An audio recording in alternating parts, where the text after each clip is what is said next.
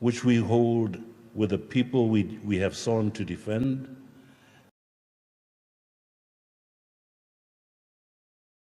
the executive we are obliged to serve, to be subservient to, the parliament we must account to, and the judiciary we must humble ourselves to its rulings.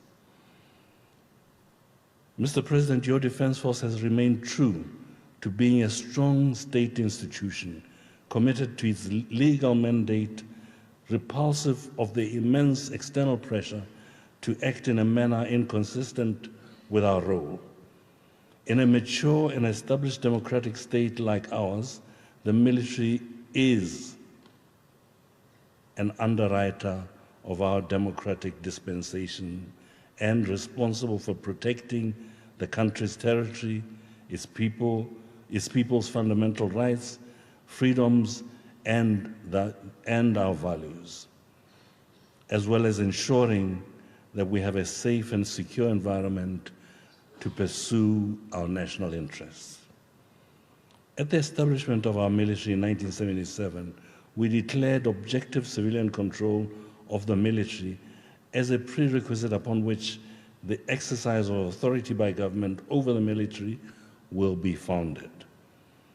During the recent general elections, in which for the first time in our history as a nation, we witnessed a historic moment in our democracy, where the tools of national power and statecraft were transferred from one political party to another, the BDF was unshaken in maintaining this constitutional obligation and being true to our sacred covenant.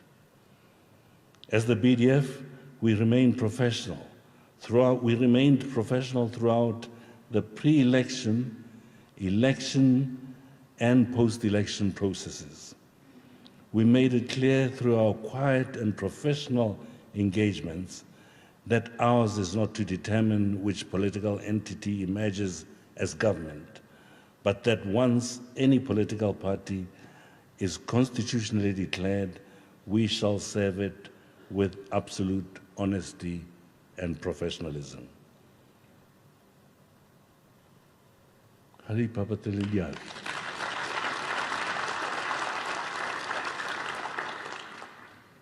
Distinguished guests, this to many may look small and insignificant. However, we must look at it within the context of a post-colonial Africa that has, over time, seen numerous unconstitutional changes of government with resulting systemic insecurity for those jurisdictions, and in most instances, the military having played a significant role, if not being the instigators. The history of the BDF speaks to our undying commitment to this noble act of professional military conduct, to the point of making it difficult to be approached to act in a subversive way of our Constitution and the BDF Act. This, Mr. President, is the BDF your government inherits: technically competent warriors, a professional and disciplined, rule-based, united defense force. And for this distinct service to our nation and unparalleled patriotism, I remain immensely proud to be a member of the BDF and serve alongside these officers before you, sir, and the troops they proudly lead, and those who have retired, having served previously with ourselves.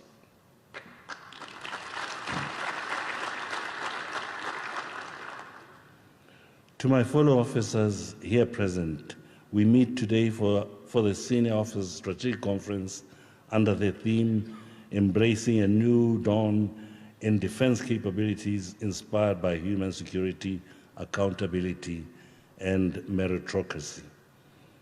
There is no doubt that today we're living in challenging times where the military is faced with uncertainty and instability in the international order.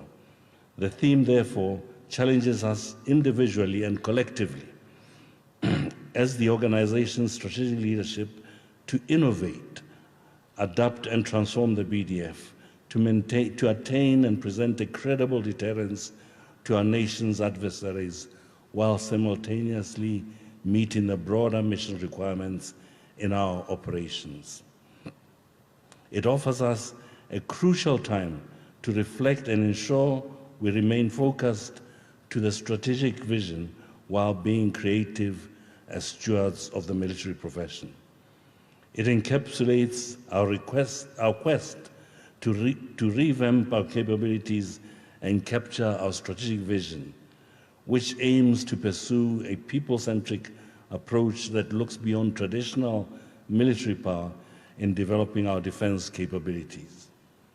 This approach recognizes that security must be deeply rooted in the principle of human security, hence protecting the well-being and dignity of our citizens while ensuring accountability, transparency, and ethical leadership. Today, as we converge here for the 20th BDF Strategic Conference, we are once again reminded of the founding BDF values upon which the foundation of this defense force was firmly built and continues to remain anchored. The core values of Botho, courage, loyalty, duty, integrity, esprit de corps, and discipline should remain the guiding principles to rely on as we modernize, transform, and embrace innovation and technological advancements to meet current and future defense demands. In conclusion, Mr. President, your leadership continues to inspire us to push the boundaries of excellence, and today is yet another day when we look forward to your guidance as we prepare to deliberate on key defense and security issues during this conference. I assure you that we will use your guidance to shape the strategic direction of the BDF and reinforce our role in safeguarding national sovereignty, peace, and tranquility along and within our borders in our service to Botswana. Once again, on behalf of all men and women serving in our Defense Force, I extend a hearty and warm welcome to you, Mr. President, to Diratsagae Barracks for this 20th strategic conference. Ke a leboha. A pula e re nele. Thank you.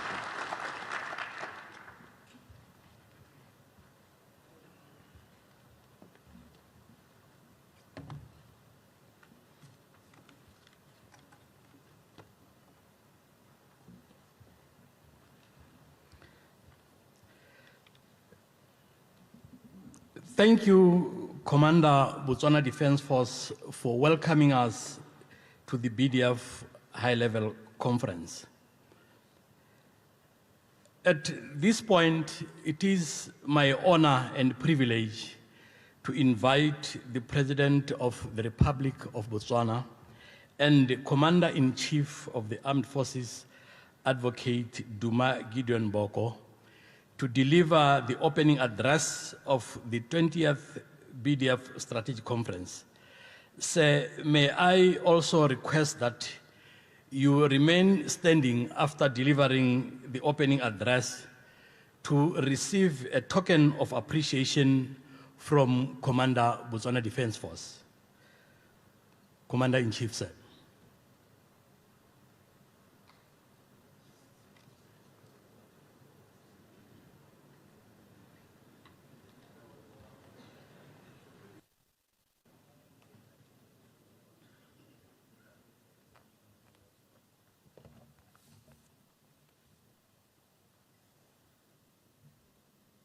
Please be seated. Thank you very much.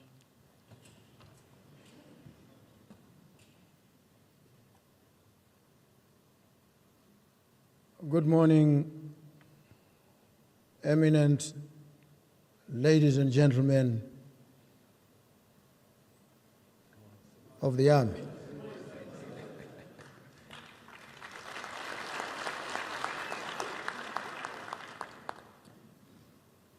I may begin on what others call protocol, but I call it piety. Piety, which I'm told is a reverent acknowledgement of all the sources of good in your life and an appreciation of everybody who has given of him or herself to make you who and what you are, and I acknowledge you in that spirit. Let me start with the Minister for State President, the Minister responsible for Defense, Moeti Mohwasa. Recognize in our midst Me Emma Beluetlets, Permanent Secretary to the President. Gratefully acknowledge Lieutenant General Placid Diratsagae Segokgo, Commander, Botswana Defence Force. And let me also recognize his deputies. Let me appreciate the presence in our midst of senior government officials, members of the media, distinguished ladies and gentlemen, good morning once again.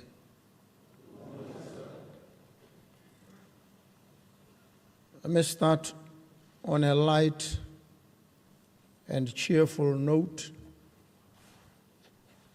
A few years ago, I was taken to some farm in Namibia, and I was given a high-precision rifle with a telescope, and I was given quick instructions on how to use this rifle.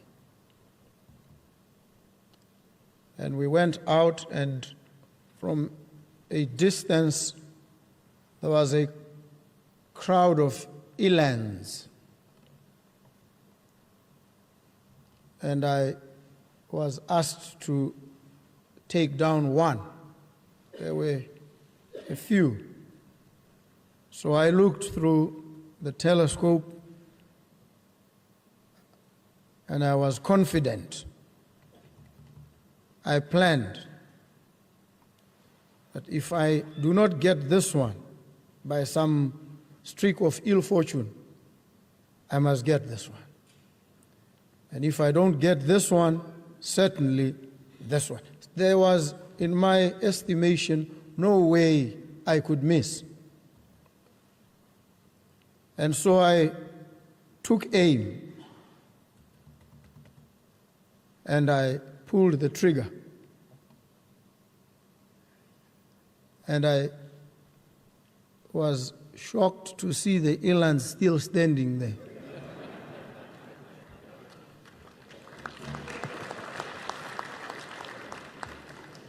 I had the theory.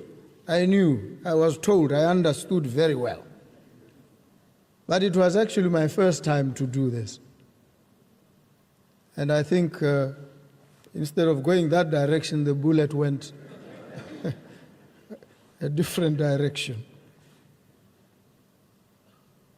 And the people I was with, realizing this, stopped and focused on making sure I hit something.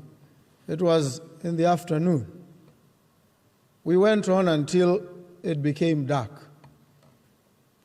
I couldn't hit anything. I tried. And at the end of the engagement, I said to the guys, let us all agree, I was never meant to kill anything.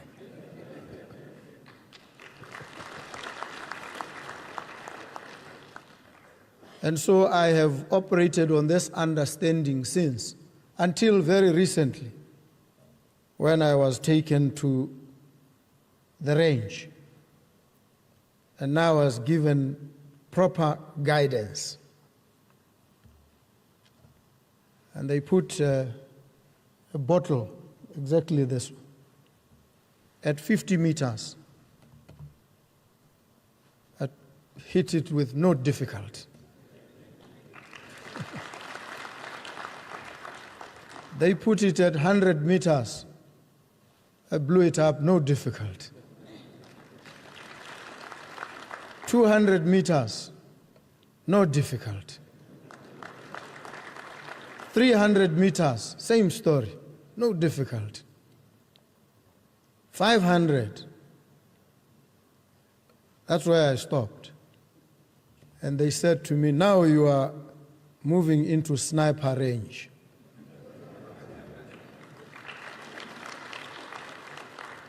So this was to assure you that I am now competent.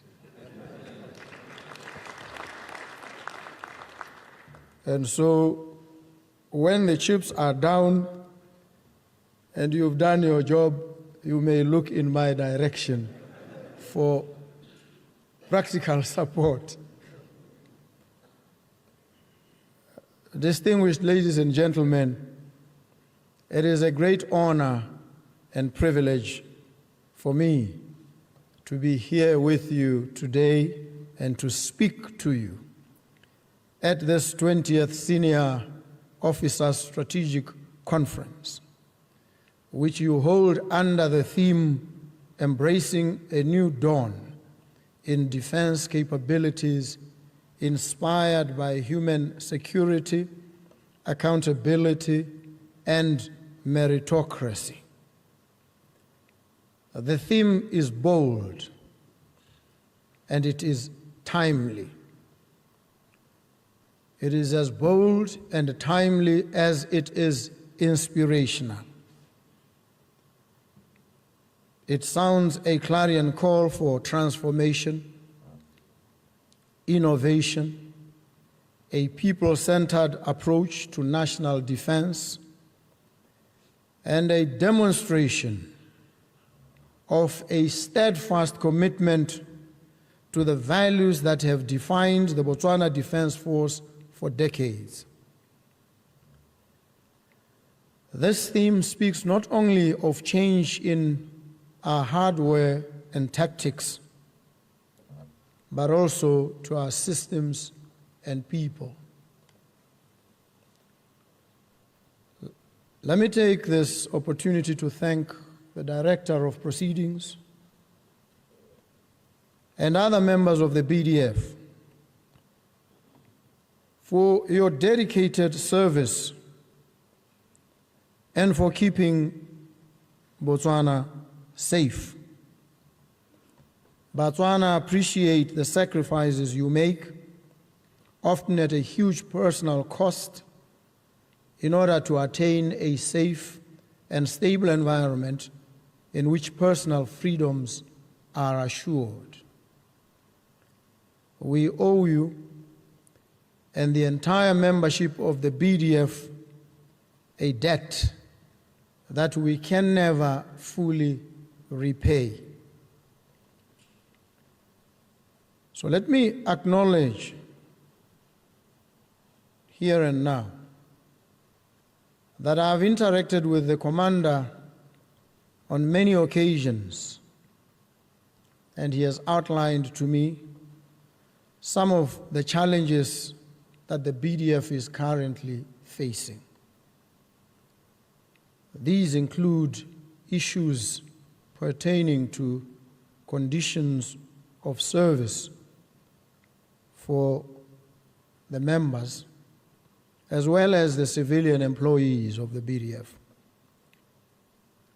Operational readiness, social welfare challenges, mostly aggravated by the ever-changing operational environment in which you exist. I give you my assurance, solemn and serious, that government is committed to ensuring that our military is adequately equipped and resourced for the full range of military operations it has to undertake.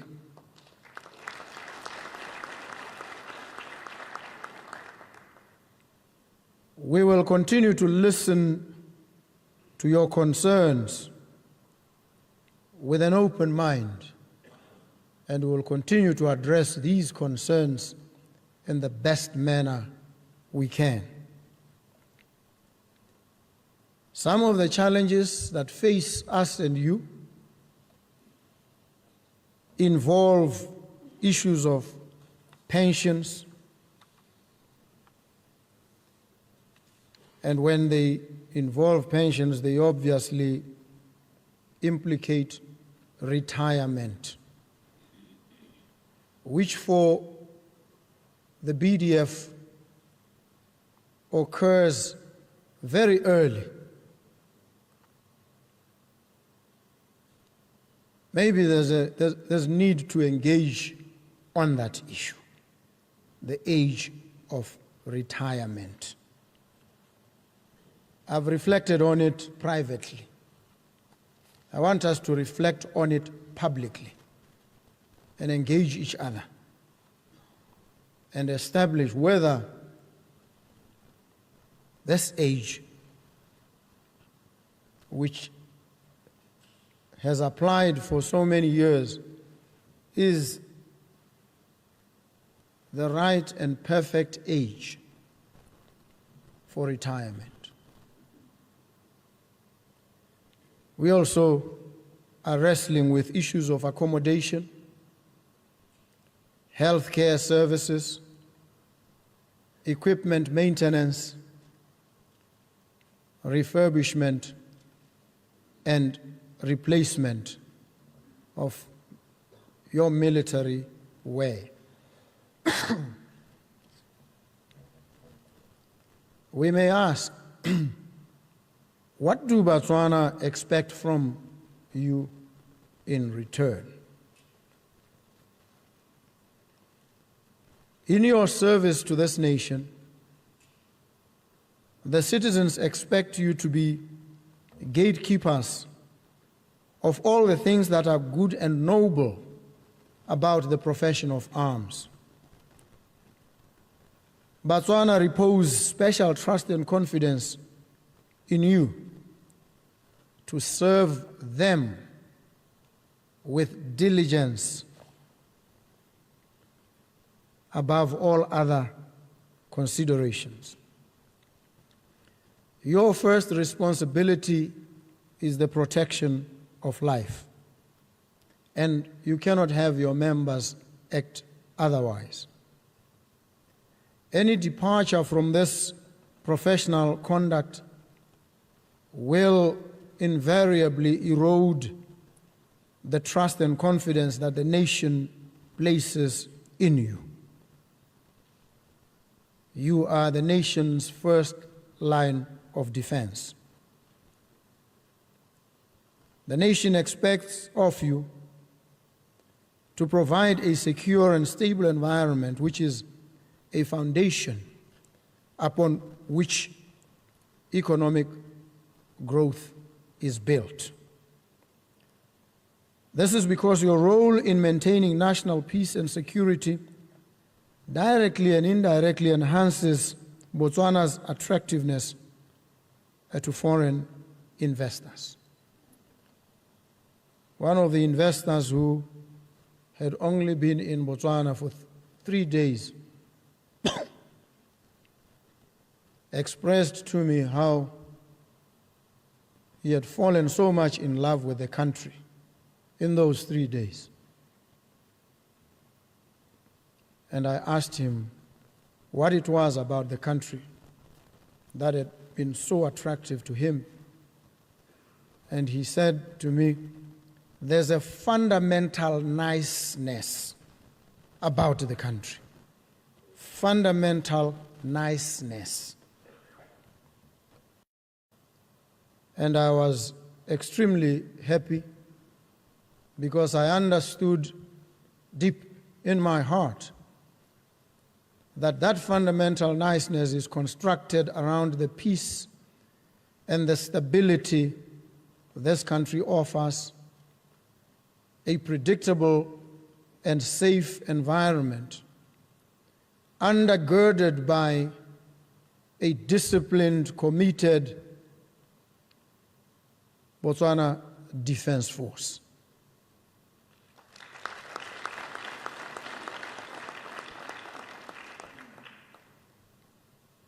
And so I urge and encourage that you continue to be that anchor for the country and its economy,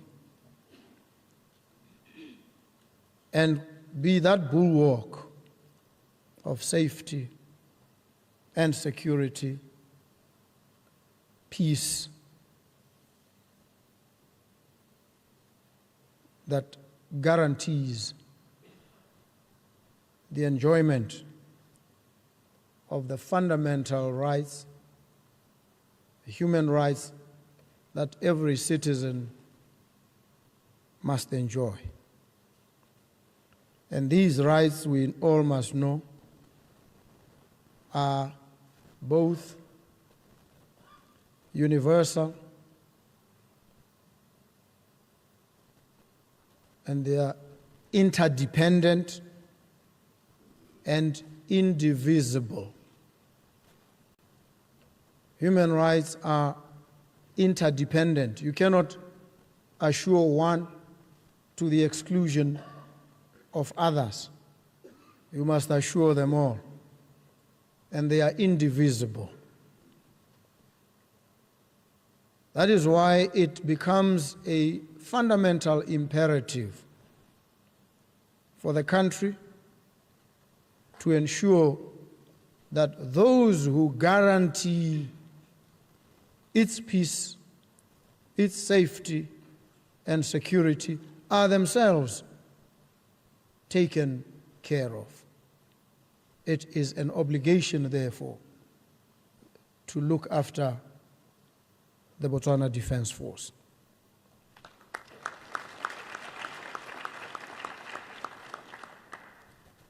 It is your work, your commitment that continues to reassure investors that Botswana is a safe destination for capital and innovation in this era of the knowledge economy.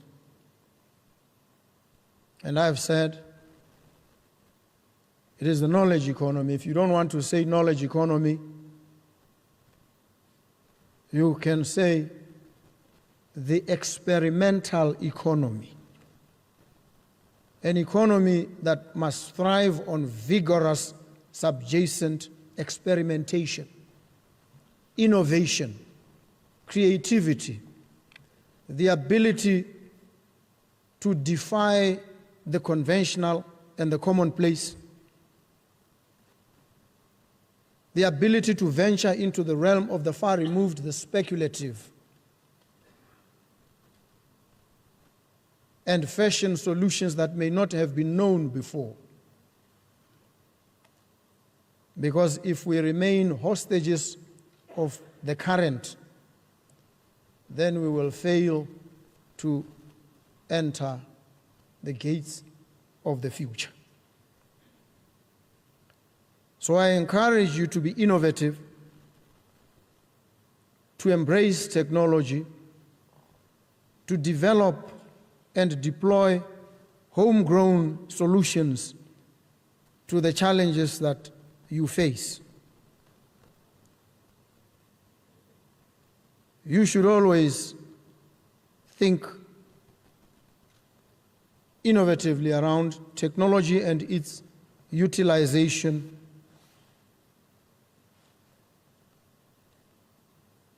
in relation to the defense systems and refine your tactical acumen accordingly. Your innovative ideas could very easily give birth to a defense industry that will not only shorten your supply chain, but can also make you self-sufficient in certain supplies, as well as contribute to economic development. In this regard, I have directed that a feasibility study on setting up a defense industry be prioritized, and your technical input is essential.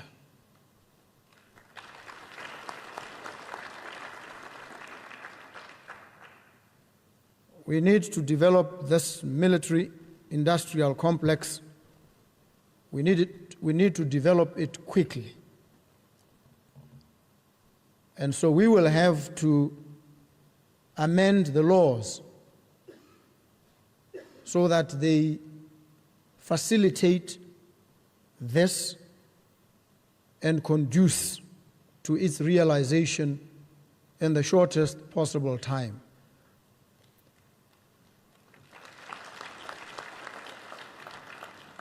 It will present prospects and opportunities for many of you. That whatever we decide ultimately about the retirement age, retirement may only mean shifting from active duty into a corollary supportive industry. Who is best placed to be involved in that defense industry than yourselves? And so I'd urge you to attend to this matter with dispatch, because it presents a special opportunity for you.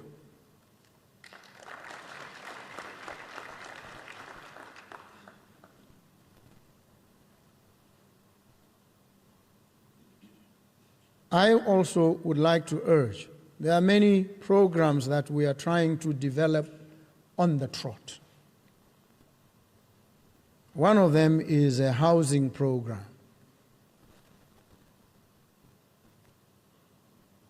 called Bonno Housing Scheme. The bold ambition of this program is to ensure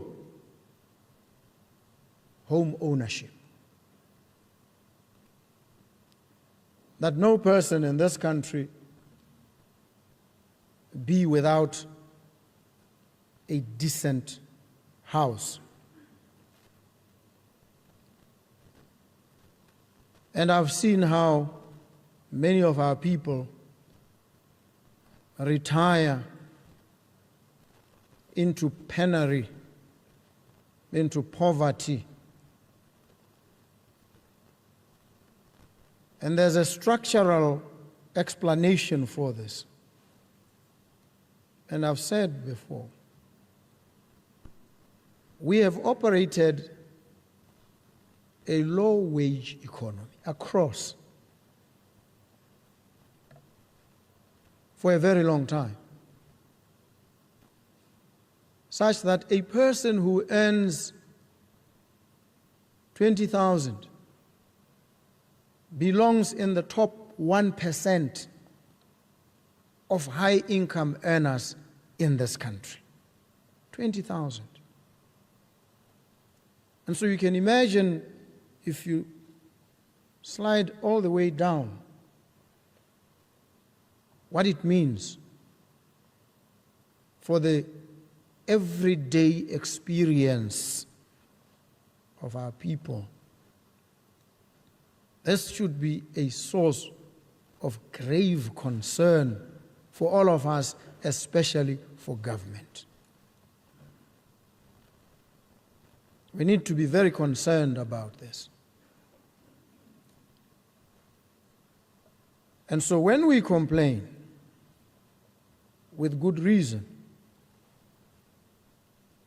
we need to understand that we are dealing with a structural problem.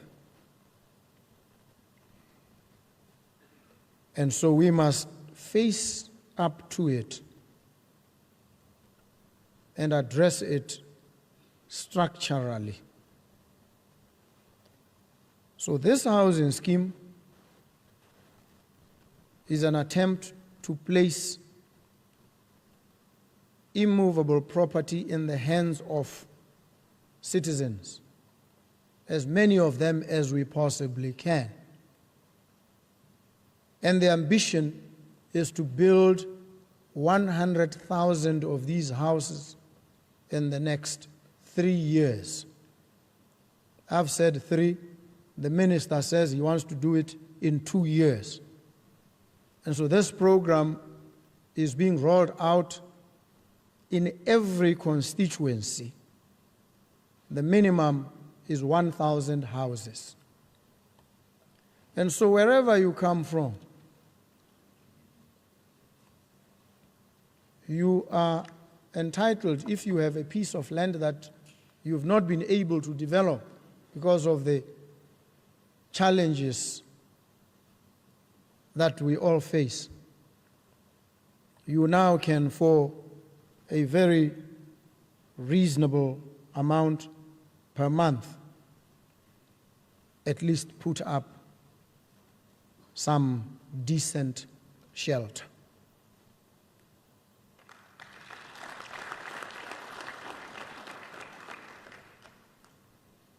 The idea is to ensure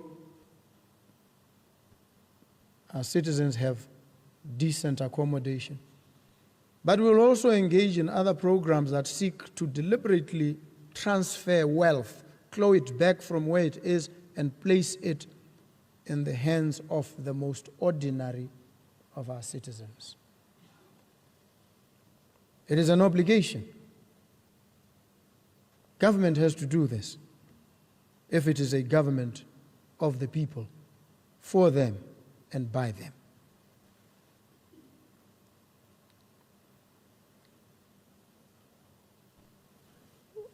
We are also in the process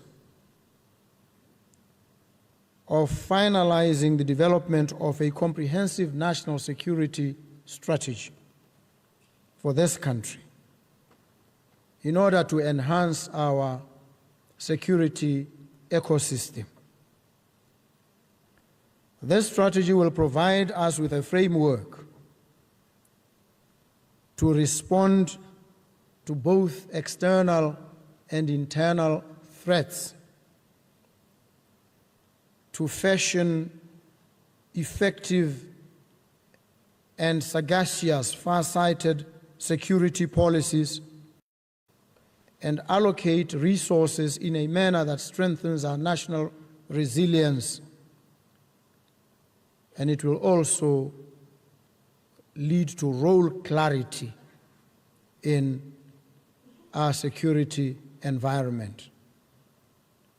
And so I call upon all of you, as the custodians of our peace and stability, to provide your insights, your experience, and your wisdom in order to shape this strategy and ensure that it reflects our national values, responds to emerging security challenges, and that it upholds our sovereignty and our territorial integrity in this ever-changing security environment.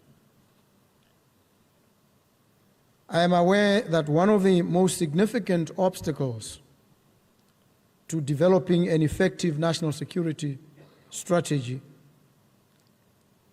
is a lack of consensus, common ground and vision on our national security priorities.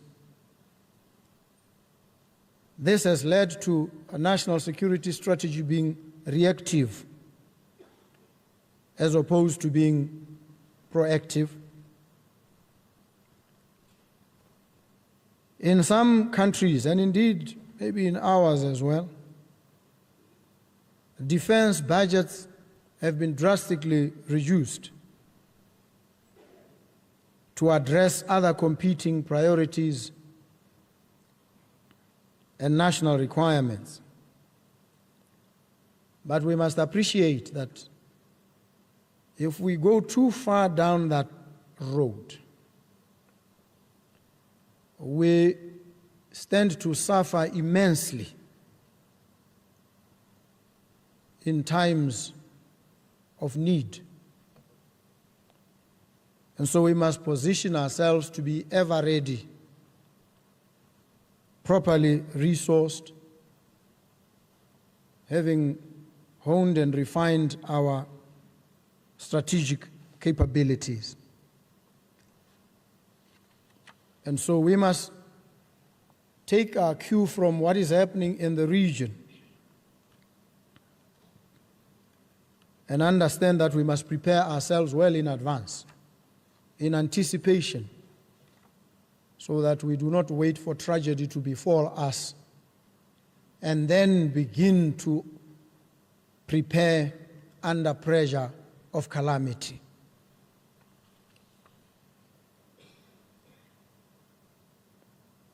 Esteemed senior officers, Botswana's participation in peacekeeping missions stands as an abiding testament to an unwavering commitment to regional stability, unity, and shared progress. Through these missions, we did not only help restore peace in conflict-affected areas, but we also strengthened bonds of friendship with our neighbors. We fostered mutual trust and regional interdependence. Our involvement promotes collective security, it enhances our diplomatic influence, and it reinforces Botswana's role as a responsible and proactive member of the international community. Our active participation in the SADC mission in Mozambique, SAMIM, and the Democratic Republic of Congo, SAMI DRC, evidences this.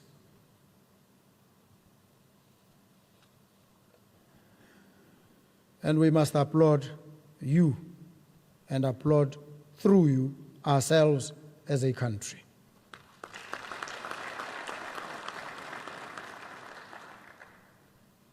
Turning now to people issues, the BDF has made significant strides in gender integration aimed at addressing issues of equality, equity, and inclusivity. This is demonstrated by the active participation of women in peace and security initiatives on a global stage, and further by the command decision to establish the Gender Integration Office in the BDF. Gender mainstreaming is a critical component of the military for operational efficiency and effectiveness. Distinguished ladies and gentlemen, another plague that afflicts us is domestic violence, gender-based violence, murder, suicides, and such like. These pose a serious threat to our national security. These crimes undermine our development agenda, erode social cohesion, and trample upon human rights. These need urgent and coordinated attention across all sections of our population, And you took an oath to defend, to protect. And this oath precludes, it prohibits you from becoming perpetrators of gender-based violence.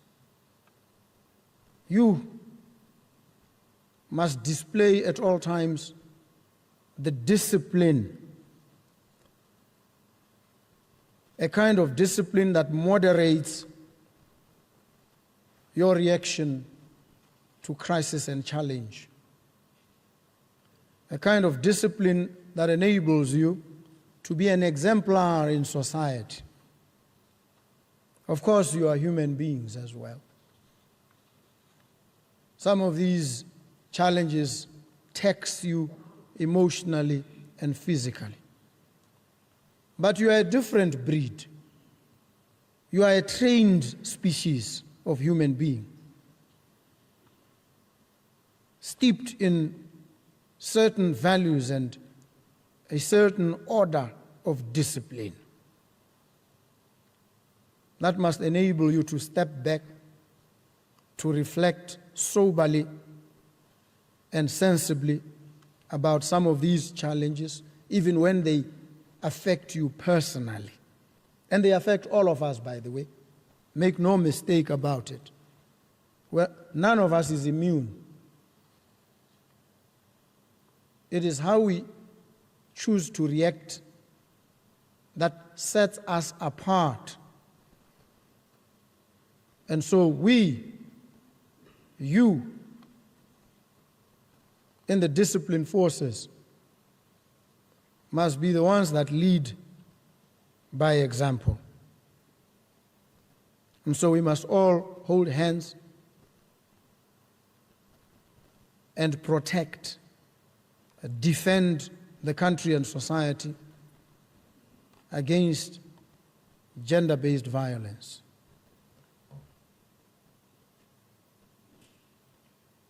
I have an interesting personal experience in this regard. Many years ago,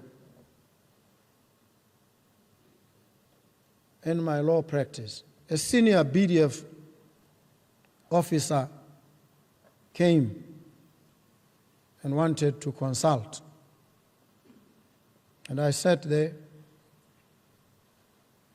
entertained him, and he related his story. He was carrying his stick of honor.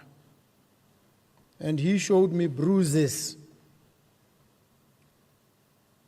on his body.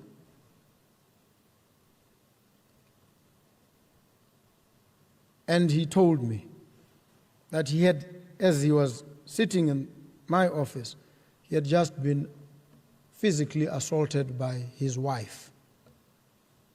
And I sat there looking at him. And as he was relating his story, I was getting angry and angrier and angrier. And he related to me a painful ordeal that had taken a long time, and he had endured it. And so I was looking at this army man, and as he was telling me this and telling me how he is a victim of constant physical abuse by his wife, I was asking myself, I was young then, this guy is a soldier. He is charged with the responsibility to protect me. And he can't protect himself from his wife. He has been assaulted. So I was getting very worked up, and I was looking at him, waiting for him to finish. Because I thought when he stopped talking, I was going to say to him, brother, you don't need a lawyer. You need a bouncer. Maybe I should go with you and physically advise your wife against this behavior. Put aside all the lawyering and just go and deal with this situation. That's what I thought. Until he, as he was concluding, told me that he was raised in an abusive household where his father had physically abused his mother. And he told me, this soldier, that he had vowed, he had promised himself that he would never in his whole life lay a hand on a woman. This is a promise he had made to himself as he was growing up, living in this inhospitable environment. And when he said this, my whole attitude towards him changed. I developed a deep sense of respect for him and appreciation of his character. I realized this is a very strong man. He's an exemplary human being. He is every inch a soldier, disciplined to the core, disciplined unto death.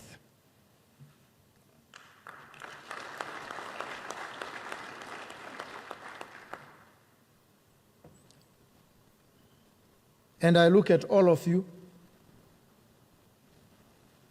and I expect no less from you, because you would tarnish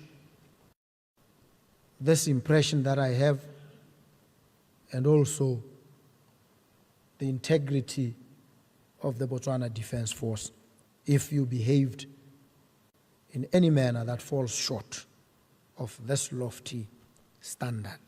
The bar for you is high, higher than for the average citizen.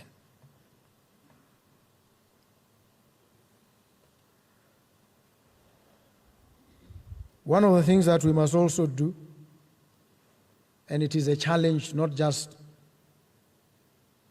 to certain pockets, but to the whole of our society, is the ability to implement projects timeously, properly, and within budget. We have a serious challenge in this society. The tender process. I've spoken about it. I raise it again because I want society to be fully engaged on this matter. To build a house, the project of constructing a house is preceded by another project, the project of procurement. It's a project in and of itself, one that takes too long, one that at times becomes even more costly than the house that you want to build. The steps leading up to the actual construction of the house are themselves more dilatory and more costly, more expensive than the actual cost of building the house. This is a reality. We cannot sidestep it. We cannot run away from it. We must face up to it squarely and engage with it. And these processes that precede the actual construction of the house are rigged from end to end. There's a whole line of players who are entrenched, who have been there, and who master the craft of subverting propriety.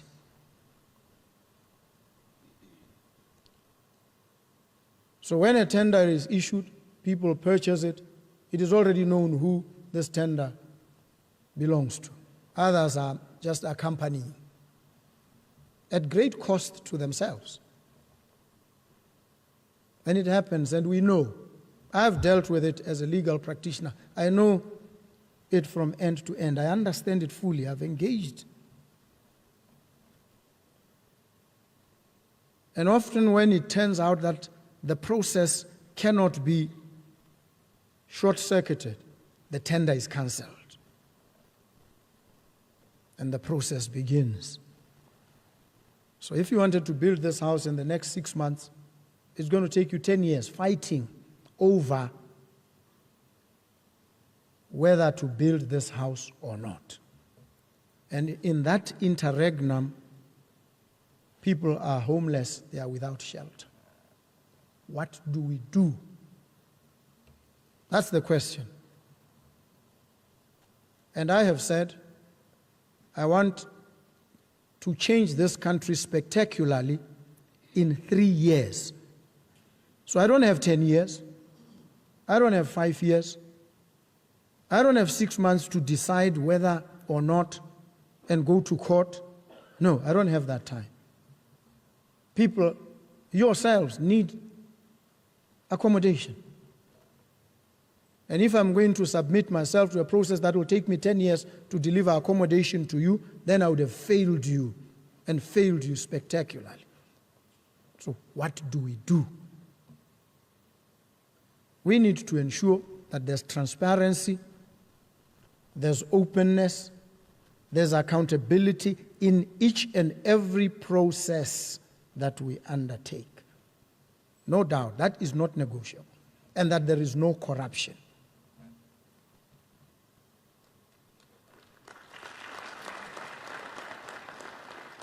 And so people say, when you acknowledge a failed system, and you say, whatever we do, we must not do this one.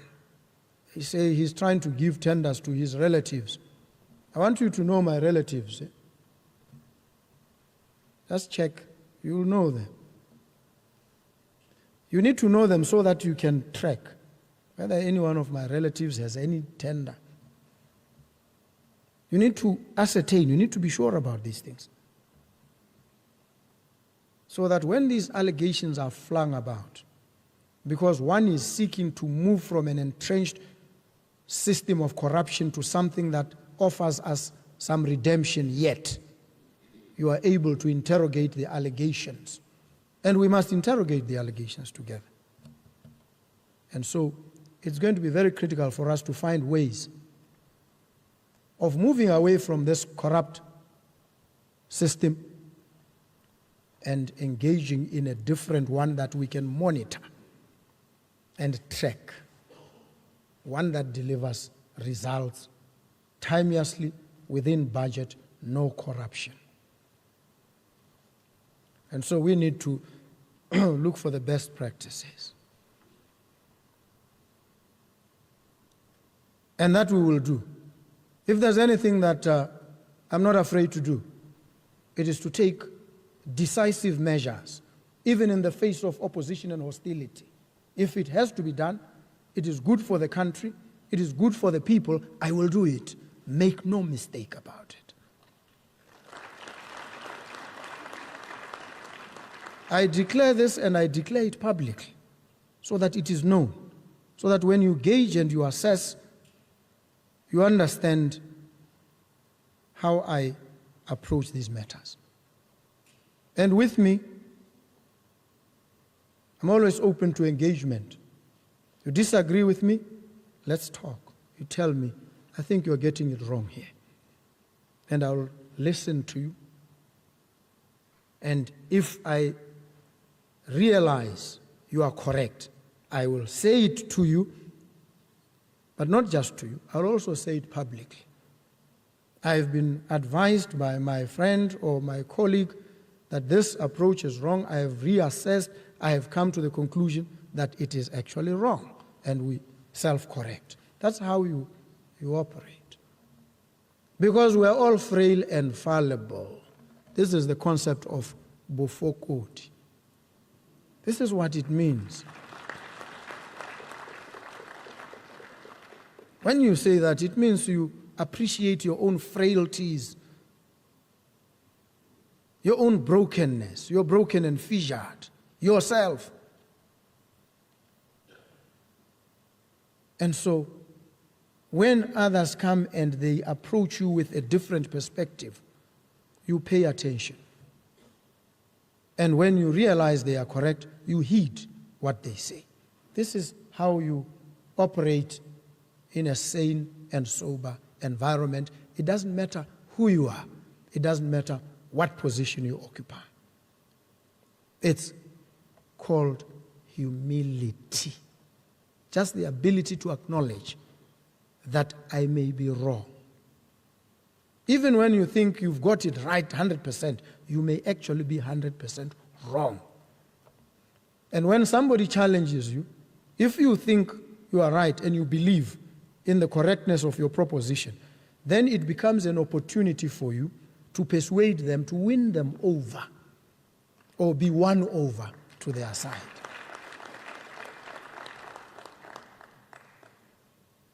And so I don't understand why sometimes there's conflict. When we engage on any issue, and you know, you assess. That's why you do recon. You collect data. You assess it critically. You examine it from different perspectives. And then you take a decision. But if you go out there, rumor and gossip gets people so excited. Even some who call themselves analysts. You look at what they're trying to say, there's no analysis. But you, by virtue of your profession, your training, are analysts because you deal only in facts. And you take decisions based on accurate information, not speculation, not rumor, not gossip, not pettiness, not frivolity, not absurdity.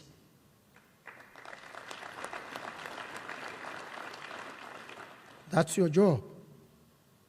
And you need to demonstrate these capabilities because you have them. And so it's important for us to understand these issues. And I commit here and now, and going forward, to working with you to build the Botswana Defence Force so that it truly provides for security, accountability, and meritocracy. That your actions on and off duty reflect our respect for human rights and the rule of law. Let us build a force, a defense force, that is not only formidable in capability, but one that is also exemplary in character. And if we do this, we will ensure that the Botswana Defence Force remains a pillar of peace, security, and progress for generations to come. Allow me then, with these hurried thoughts and reflections, to not only officially kick off your conference, but to encourage you to engage in honest reflection and probing, critical examination, critical reflection and self-reflection. It is the poet William Butler Yeats who tells us, he says, it takes more courage for one to examine the inner recesses of his or her own soul than it takes for a soldier to fight on the battlefield. The biggest challenge, bigger than fighting on the battlefield, is an ability to turn the spotlight on yourself and critically reflect on your own failings, your own foibles and faults, the better to correct them and acknowledge them openly. It is therapeutic, it is cathartic, it heals you, it makes you a better person. If we do that collectively, it will make the Botswana Defence Force a better defence force.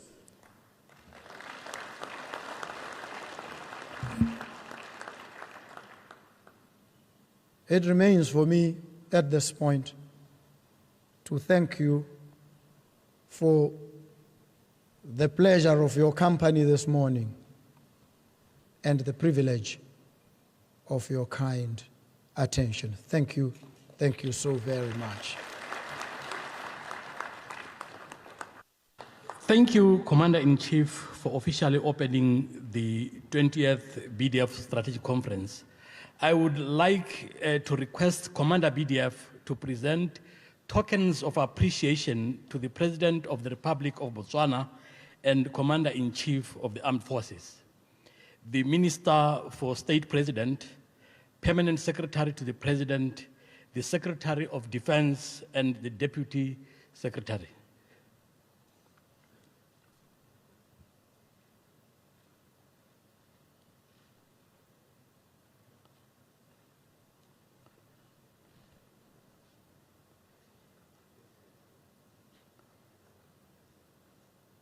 First, to the Commander-in-Chief.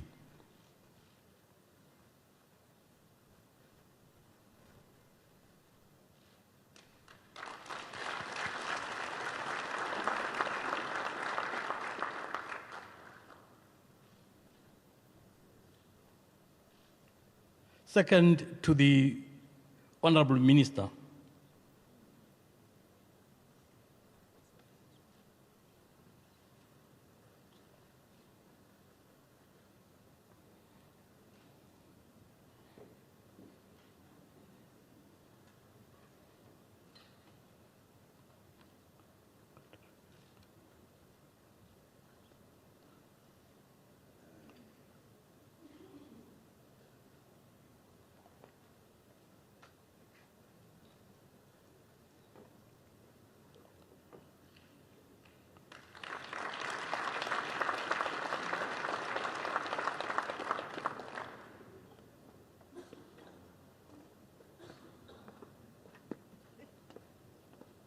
To the Permanent Secretary to the President.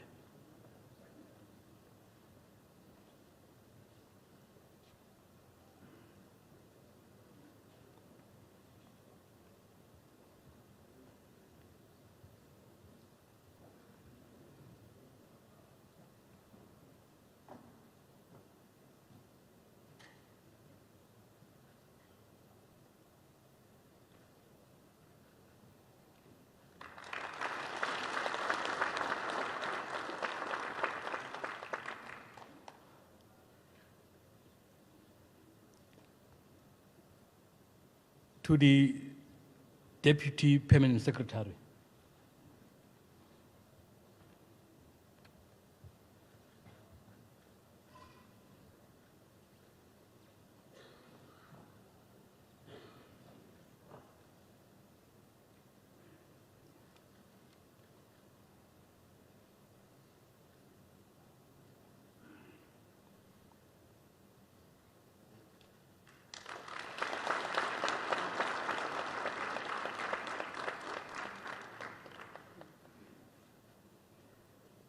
To the Secretary of Defense.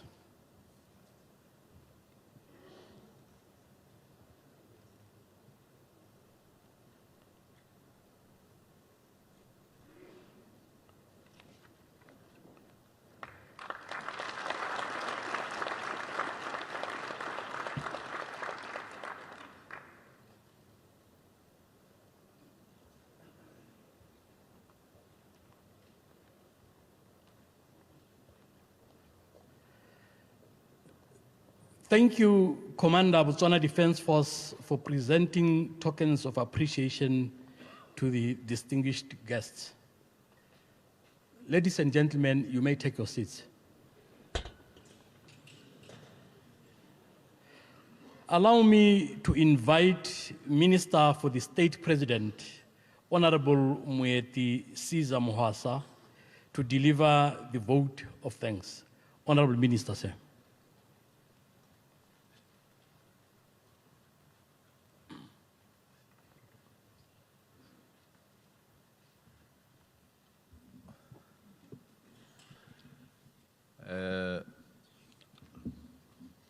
Takisimolle ka go lemoga go nna teng ga tautona wa lefatshe la Botswana, Advocate Duma Boko, who is also the Commander-in-Chief of the Armed Forces. I ke amela ke takwano ke ha nkgakwalla gore kana nna ke civilian.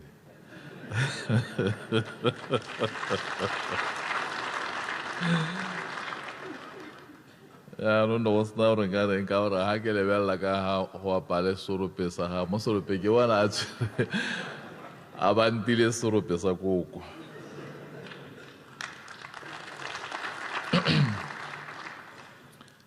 Takele Mohape, the Permanent Secretary to the President, Memma Peruite, Zero Civilian.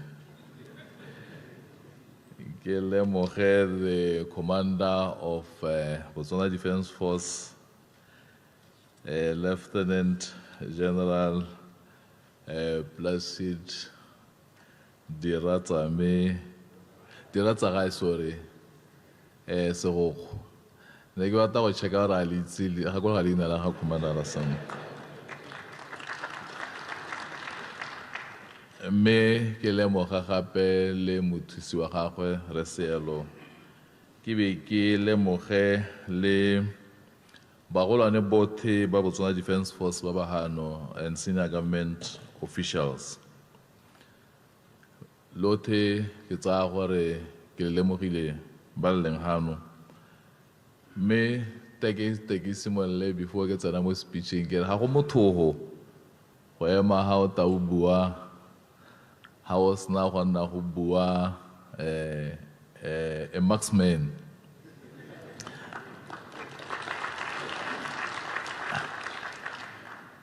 A marksman both figuratively and practically.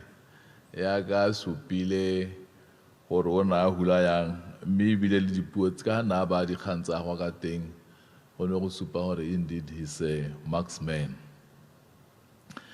Distinguished guests, ladies and gentlemen, I stand before you this morning with a deep sense of honor, privilege, and utmost humility to express on behalf of our military conference participants and the ministry a heartfelt thank you to Advocate Duma Boko, the President of the Republic of Botswana and Commander-in-Chief of the Armed Forces, for accepting the humble request from the Commander of the BDF to officiate at this occasion, marking the commencement of proceedings for the 20th Botswana Defence Force Strategic Conference.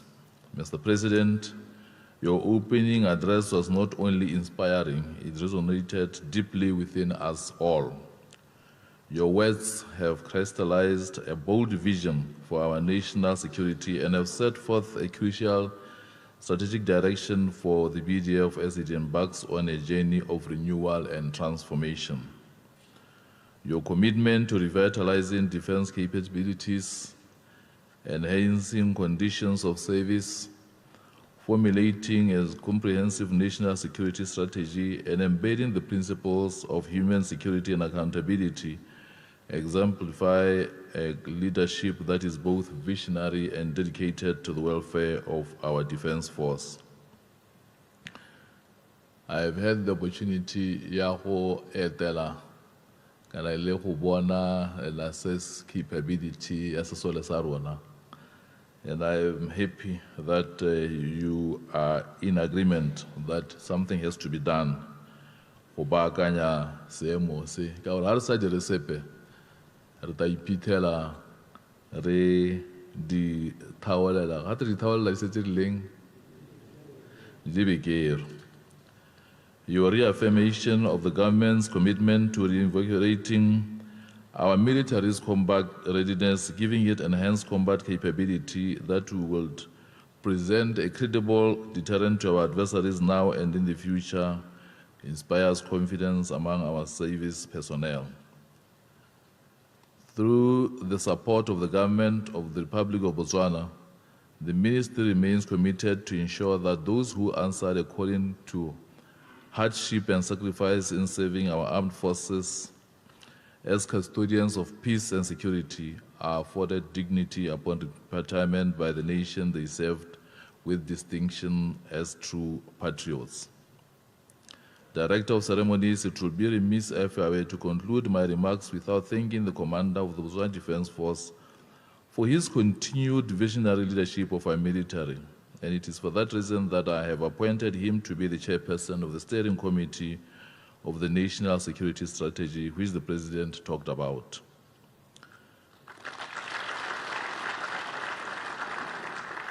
Your leadership is an embodiment of true professionalism, integrity, botho, and discipline, the core principles upon which the Defence Force was founded, and we are confident that you will ensure that this strategy is delivered within the time frame allocated. To the esteemed senior officers gathered here today, the future of the BDF is firmly in your capable hands. The directive from both the Commander-in-Chief and the Commander is unmistakably clear. Transform vision into action and intent into meaningful impact. Let this conference stand as a pivotal moment, marking the beginning of significant advancements in our capital development as custodians of the national defense system.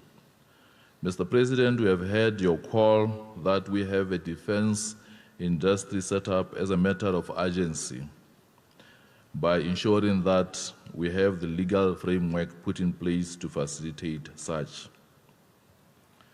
And I can assure you that we will deliver as per your instruction, say. Say. Lastly, let us collectively express our profound appreciation to all those who played a role in planning and executing this important conference. Your dedication and hard work are commendable, and I firmly believe that the discussions held here will pave the way for enduring solutions, capability development, and modernization of the Botswana Defence Force. As we move forward together, may we remain unified in our purpose, unwavering in our service, and resolute in our collective duty to defend and serve our Republic of Botswana. May God bless our Botswana Defence Force, and may God bless our beloved Pula.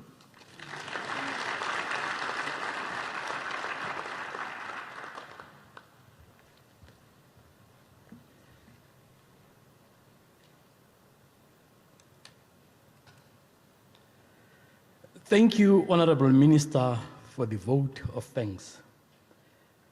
This brings us to the end of the opening session of the 20th BDF Strategic Conference. I would like to request Commander Botswana Defence Force to accompany the President of the Republic of Botswana and Commander-in-Chief of the Armed Forces and his entourage for refreshments. Refreshments are served in the VIP lounge behind the auditorium. Ushers and protocol officers kindly guide our distinguished guests and delegates to the refreshments area. Immediately after refreshments, we will proceed with a group photo in front of the auditorium. May I kindly request that we wear our headgears and raise for the departure of our guests.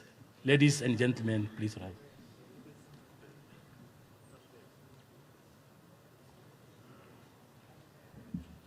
Before we rise for the departure of our guests, I will request Chaplain General Mapiti to close with a prayer. Chaplain General, sir.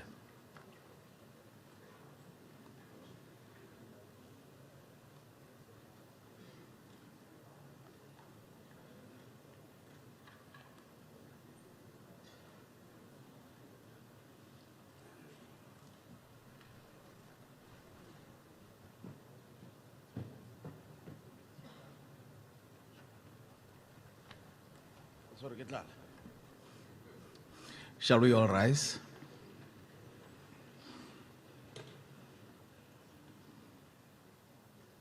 And now, Lord, that you have spoken to us, we bless your holy name. We have heard, Lord, the prophetic words about our country. Help us, Lord, to be the true agents of change. And now, Lord, as we depart from this place, send us out, Lord, in the power of your Holy Spirit, to live, to work, and to witness to the glory of your name. Go in peace to love and serve the Lord. In the name of the Father, the Son, and the Holy Spirit. Amen.